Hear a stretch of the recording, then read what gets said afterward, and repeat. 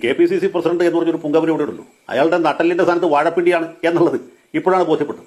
അപ്പൊ ഇത്ര പ്രഗത്ഭനായ ഒരാളെ അന്വേഷിച്ച് കണ്ടുപിടിച്ച് കൊടുത്ത് KPCC പ്രസിഡന്റ് ആക്കിയവരെയാണ് നമ്മൾ പൂട്ട് തൊഴുന്നത്. അയാൾ ഈ കഴിഞ്ഞ ദിവസങ്ങളൊക്കെ പറയുന്നത് വിട്ടിത്തിരങ്ങൾ നിങ്ങൾ കേട്ടി.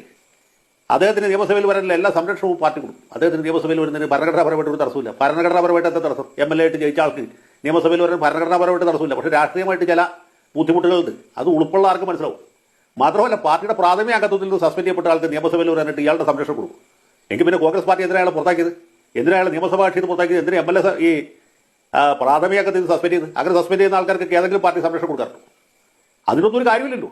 ഇത് KPCC പ്രസിഡന്റ് സ്ഥാനത്ത് ഇരുന്നുകൊണ്ടാണ് ഈ വിഡിത്തം പറയുന്നത് ആലോചിച്ചു നോക്കും. അദ്ദേഹം വാദിച്ച് സ്വയം തോൽക്കുകയാണ്.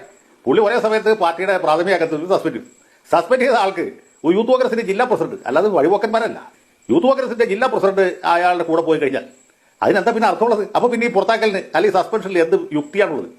ഇദ്ദേഹം BA പാസ്സായി കോടതി പോയി വാദിച്ചിരുന്ന ഒരു വക്കീലല്ലേ? അതൊന്നും ആലോചിച്ച് നോക്കൂ. വക്കീൽമാർക്ക് മിനിമം ഒരു യുക്തി വേണ്ട, ലോജിക്ക് വേണ്ട. ഇതാണ് അദ്ദേഹത്തിന്റെ നിലപാട്. അദ്ദേഹം കഴിഞ്ഞ ദിവസങ്ങളൊക്കെ ഇതേ വിട്ടിത്തരം തന്നെയാണ് പറഞ്ഞുകൊണ്ടിരുന്നത്. ഞാൻ പറഞ്ഞത് അദ്ദേഹത്തെ നമ്മൾ കുറ്റം പറഞ്ഞതിന് കാര്യമില്ല. ഇദ്ദേഹത്തെ ഇവർക്കൊക്കെ നേരത്തെ അറിയാവുന്നതാണല്ലോ. ഈ നാട്ടിൽ ഇത്ര യോഗ്യന്മാരായ കോൺഗ്രസ്സുകാരുണ്ടായിട്ട് ഇദ്ദേഹത്തെ തെരഞ്ഞു പിടിച്ച് എഴുന്നപ്പിച്ച് കതറുപ്പായൊക്കെ ഇസ്തിരിയിട്ട് ഇന്ദിരാഭവനി കൊടുത്ത് താങ്കളാണ് K. സുധാകരന്റെ പിൻഗാമിയായിട്ട് ഇവിടെ ഇരിക്കേണ്ടത് എന്ന് പറഞ്ഞപ്പോൾ അവരാരെയൊക്കെയാണ് പരിഹസിച്ചത്? KPCCക്ക് യോഗ്യന്മാരെ ഇതുമാത്രം പ്രസിഡന്റുമാരുന്നു. ഇല്ല, R. ശങ്കരൻ ഇരുന്ന കസേരയാണ്. അതുപോലെ TO ബാബി ഇരുന്ന കസേരയാണ്. AK ആന്റണി ഇരുന്നതാണ്. VM സുധീരനും മുല്ലപ്പള്ളി രാമചന്ദ്രനും വരെ ഇരുന്ന ഒരു സ്ഥാനത്താണ് ഇതുപോലെ ഒരു ഈ യൂത്ത് കോൺഗ്രസ്സുകാരുടെ ഭാഷ പറഞ്ഞ ഒരു വാഴയെ കൊണ്ടുതിരുത്തിയത്. കഷ്ടമല്ലേ? ഇത് കാണുന്നത് ഓരോ കോൺഗ്രസ്സുകാരും ലജ്ജിക്കും എന്നാണ് എന്റെ അഭിപ്രായം.